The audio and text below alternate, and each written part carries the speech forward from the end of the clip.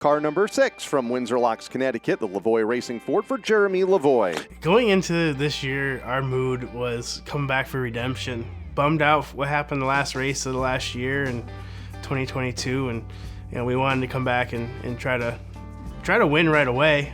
We thought we had a car to do so, and we wanted to come in strong right off the bat. Jeremy Lavoie, 2 races, 2 second places. We knew we just had to stay consistent. That's the name of the game. Podiums are nice. Finished, first couple weeks second place.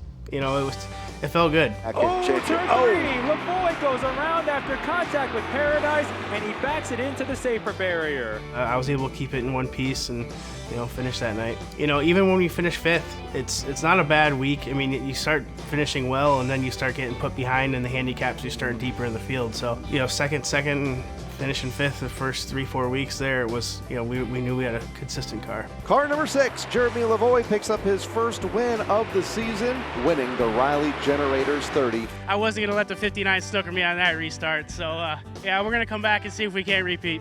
That was huge, huge boost for myself, my sponsors, and my team. To go out there and I like the Expeditions 30 laps.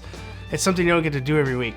So to go out there and then have a car to win, that was huge. In the big picture, Jeremy Lavoie was right on Jensik's back bumper, but he's the point leader because Matt Clement and Kevin Cormier played a bit of bumper cars in the last few laps of last week's feature. That night through tech, they're like, "Oh, congrats, you got the point lead." And I'm like, well, "Why? What happened?" I was out in the front of the pack, and didn't even know what happened on the track. So it was kind of a shock to me that just little mistakes like that can cost you a lot of points in the long run. So I try to just kind of keep myself out of situations like that and keep my nose clean.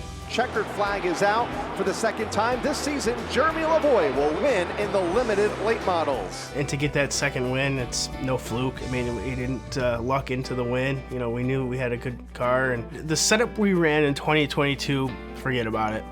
The track was completely different, so we had to put a whole new setup in the car, change a bunch of things. It really livened up the car. You're at the mercy of what the track deals you for conditions. We stayed confident to, I gave good feedback to my crew, and they were able to give me a good piece to go out there and race. Behind them, Matt Clement and Jeremy Lavoie, 2 of our point leaders, they haven't made much progress. The track was transitioning. We're kind of coming out of the hot summer nights, and it was starting to transition, and we struggled a little bit. We knew what we had for a car, and we couldn't make too big of an adjustments because we knew how close the points were. I didn't quite have the car. I accepted I didn't have the car, and all I wanted to do was keep Matt behind me.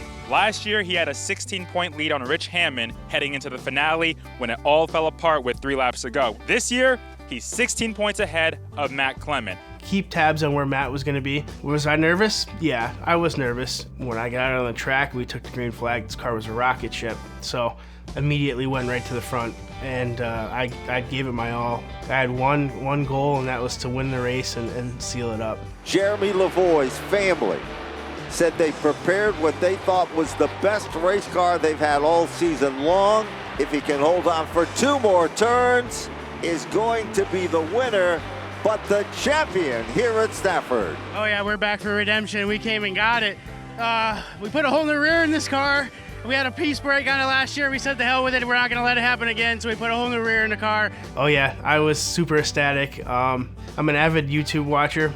So I see, I watch a lot of drag racing guys, and they get all hyped in the car after they, put a fast pass down. So kind of came out in me, and I was like, hell yeah, we won the championship. We won the race too. So it was really cool.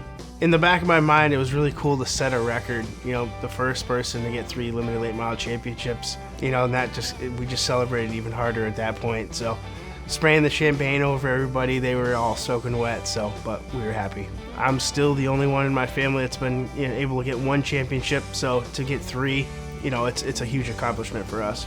We were definitely lacking on the setup a little bit. So, we're going to go through our notes this winter. And hopefully the track stays the same next year. Hopefully it doesn't throw us any big changes. But I think we'll be up to the task. And, I'm pretty confident that, we'll go in next year with a positive note and try to do the same thing.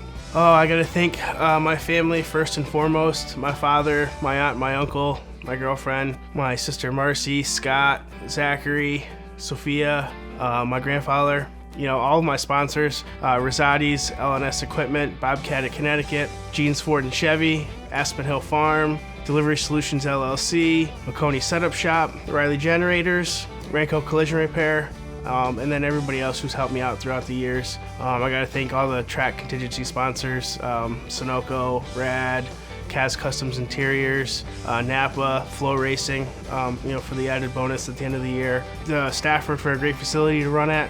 Just everybody who's helped me throughout the years. There's been a lot of people. I'm sure I'm missing somebody, but I'm very grateful. As of right now, I'm looking for a ride in a late model or SK Light. If nothing comes through, then I'll be running my house car, my limited late model for 2024.